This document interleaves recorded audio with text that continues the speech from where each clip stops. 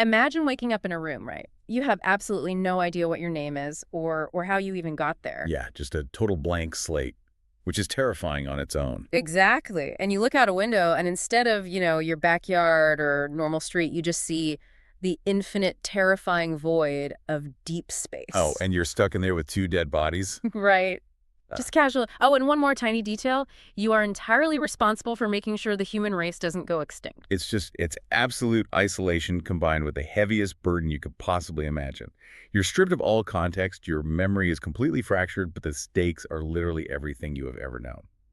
Welcome to this deep dive. This is from Digi-Tech Debates, a segment of Project Plain Talk, where we examine the intersection of technology, culture, and, well, our collective future. And today we are digging into something incredibly cool. We really are. We've got our hands on this brilliant article from March 2026. It deeply analyzes the science and the really profound lessons packed into the recent film adaptation of Andy Weir's project Hail Mary. Right, the one directed by Phil Lord and Christopher Miller. That's the one.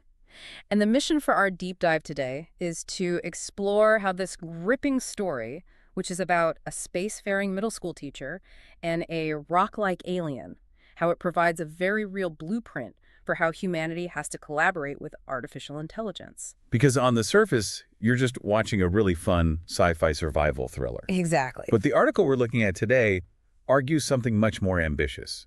It suggests this story is actually a survival manual for our current reality. Okay, let's unpack this. And I think we need to start with the literal end of the world. Because to understand why this radical collaboration is necessary, you have to grasp the sheer scale of the threat. Right, the inciting incident.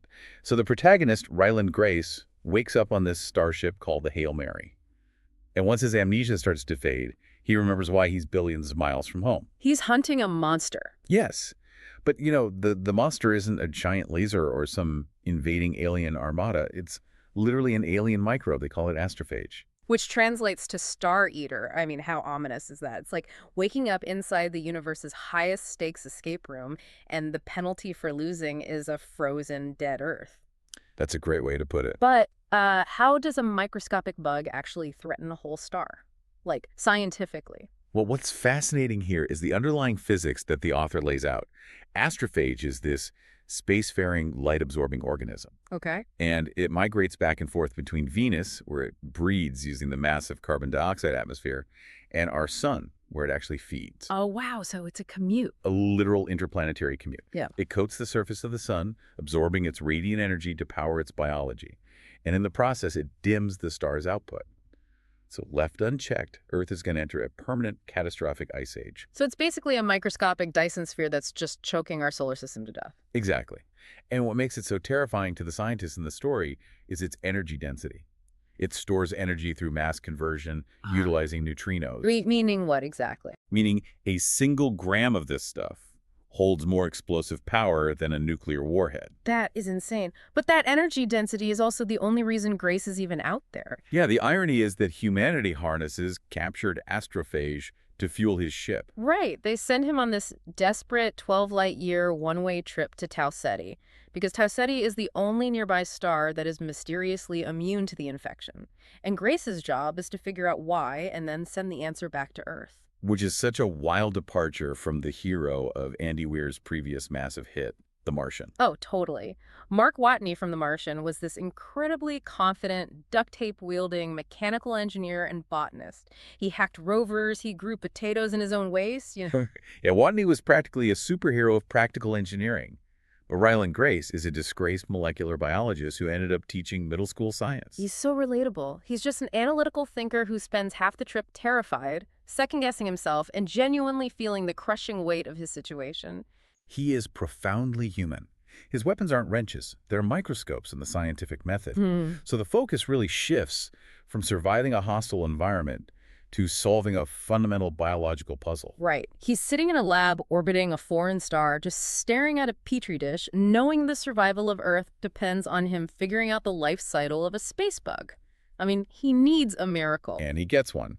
But it comes in a package that is so utterly foreign, it presents a whole new, impossible problem. Because how do you talk to someone when you share absolutely zero common ground? Right, so Grace discovers he isn't the only one orbiting Tel Ceti trying to solve this astrophage pandemic. This massive, completely alien ship arrives. And this is where he meets Rocky. Oh, Rocky. I love the sheer mechanical challenge of this first contact. So Rocky is an alien engineer from a planet called 40 Eridani. A very, very different planet. Yeah, to put it mildly. He has 5 limbs, a carapace made of inorganic minerals, and his internal body temperature operates around 400 degrees Fahrenheit. Oh, and he breathes highly pressurized ammonia. So their environments are mutually lethal. I mean, if they open an airlock between them, they both die instantly. Instant death. Great start to a friendship. And furthermore, Rocky comes from a planet with an incredibly thick, completely opaque atmosphere. So his species never evolved eyes because there's just no light to see by. Right, so he navigates entirely via echolocation and speaks in these complex, multi-tonal musical chords. So you have a human who relies on sight and spoken words, and a superheated rock spider who relies on sound waves and whistles. How do they even say hello without accidentally declaring intergalactic war? Well, the first hurdle is establishing non-hostile intent purely through physics and observation. Okay. They connect their ships using a tunnel with a clear, impenetrable barrier made of this material called xenonite. Grace approaches the barrier with his hands empty, using slow, deliberate movements. And Rocky is observing this through echolocation, right? Bouncing sound waves off Grace to map his posture. Exactly. But here's where it gets really interesting. Once they realize neither is holding a weapon, they have to build a language from absolute scratch. Because they can't just hand each other a dictionary. No, they don't even try to teach each other English or Iridian grammar. They start with the only universal laws they both share, which is math and science. Right, so Grace brings a dry erase board to the divider. He draws a single dot, then 2 dots, then 3. And Rocky, being a scientist, understands immediately. But telemarks only get you so far, you know. To prove higher intelligence, Grace taps out the sequence of prime numbers on the glass. 2, 3, 5, 7, 11. Which is the ultimate universal icebreaker, because prime numbers cannot be created by natural background radiation or just random chance. It is the undeniable signature of a logical mind. It really is. And from basic arithmetic, they escalate to chemistry. Grace draws a representation of an atom, 1 proton, 1 electron, hydrogen. Then he draws an atom with 6 protons, carbon. He's literally mapping out the periodic table of elements. And the article we're discussing calls the periodic table a scientific Rosetta Stone, because hydrogen acts exactly the same way in a human body as it does in an ammonia-breathing alien's environment. It's the ultimate shared reality. By pointing to these elemental anchor points, they create a shared physical vocabulary. Grace draws H2O to explain water, then C6H12O6 to explain how his biology burns glucose for energy. And Rocky taps back, confirming the atomic weights. But it goes deeper than just pointing at drawings. They have to overcome the biological barrier of sound. Right, because Rocky speaks in chords that are way too complex and fast for human ears to differentiate perfectly, and Grace speaks in a vocal range that Rocky struggles to mimic. So they engineer a solution. Rocky uses his mastery of materials to build parts, and Grace uses human computers to build a frequency synthesizer. They literally program a translation matrix. Grace assigns English words to Rocky's specific musical frequencies in an Excel spreadsheet. Every time Rocky whistles a chord, Grace's computer reads the frequency and displays the English word. And they spend weeks meticulously defining concepts, word by word, verb by verb. It's such a grind, but that meticulous process proves something so vital that shared logic and universal empathy can bridge any biological or sensory divide. They create this pigeon vocabulary that allows them to move past introductions and start attacking the apocalypse together. Which brings us to their actual mission. And what the source material highlights as their greatest tactical advantage is something completely counterintuitive. What's that? It is their profound, fundamental differences. Yeah. Their blind spots were actually what saved them. Isn't it amazing how their blind spots actually save them? Like astrophage is their common enemy, but their approaches to analyzing it are just wildly divergent. Totally. Rocky comes from a world where the thick atmosphere and intense radiation made the evolution of life incredibly bizarre and very difficult to observe. So chemistry, metallurgy, and physics were obvious sciences to his people. Cellular biology was not. Wait, so Rocky's species never developed the microscope? Nope. They have no concept of a cell or germ theory. So Rocky can calculate complex orbital trajectories in his head and forge indestructible alloys from memory, but he has absolutely no idea what a microbe is. That is such a fun role reversal. It is. He treats astrophage purely as a chemical anomaly, trying to understand how it stores energy. Hmm. Grace, on the other hand, the disgraced middle school teacher, approaches it as a biologist. Right, he's the one who realizes astrophage metabolizes, it reproduces, and it possesses a life cycle. Okay. Because if it has a biological life cycle, it is part of an ecosystem. And in an ecosystem, everything has a natural predator. Exactly. So Grace has to teach this brilliant alien the fundamental concepts of biology and microbial ecology from scratch. He explained predator-prey relationships. And that biological intuition leads them to investigate the atmosphere of the immune star Tau Ceti, where they discover a completely different microorganism. They name it Tamoba. Tomoba. It's a microscopic predator that naturally hunts and eats astrophage. So the ultimate solution to saving two entire solar systems isn't some giant laser beam or a bomb. It's ecological balance. It's finding the bigger fish. Yeah. And they never would have arrived at that answer without combining Grace's messy biological intuition with Rocky's flawless material engineering to actually contain and breed the Tomoeba. This is truly a masterclass in radical collaboration. Inherited knowledge from two different worlds meets without a single shred of ego. That's the dream, isn't it? Seriously. Yeah. Rocky doesn't care about hierarchy, he doesn't posture, and he certainly doesn't worry about who gets the credit for saving the universe. His only metric for success is, did we solve the problem? Man, imagine stepping into a corporate boardroom or a political summit with that mindset. The efficiency would just be staggering. It would change everything. But, the directors of the film adaptation, Lord and Miller, they knew that this partnership couldn't just be a sterile intellectual exchange of data. It had to feel deeply emotional. And capturing the emotional weight of a relationship where one half of the duo is a faceless rock that speaks and whistles, that is a monumental cinematic challenge. Oh, absolutely. The article highlights how Daniel Pemberton's 38-track musical score does the heavy lifting here. The audio landscape literally becomes a character. Right, because Rocky communicates through musical tones, the film's soundtrack has to mirror the entire arc of their relationship. Yeah, tracks like Ryland Grace, Cognition Assessment use these twinkling percussive instruments and ethereal choirs. It establishes this sense of vast, stylish wonder mixed with just terrifying human fragility. And as they start solving problems together, tracks like Centrifuge and Amaze inject a thrilling, propulsive tempo that captures the sheer joy of scientific discovery. But the film also knows when to ground the sci-fi in gritty earthly reality, right? The needle drops are so strategic. Oh, the Christopherson song. Yes. Before he meets Rocky, Grace is dealing with the reality of dying alone in the dark, and the film plays Chris Christopherson's Sunday Morning Coming Down. It's such a desperate, earthly, melancholic song. It underscores the crushing isolation of his situation, which makes the eventual friendship with Rocky feel like an absolute lifeline. And that emotional depth makes the climax land with just devastating force. Without giving away all the intricate mechanical details at the finale, Grace is forced into a corner. Yeah, because he traveled near the speed of light, he experienced time dilation.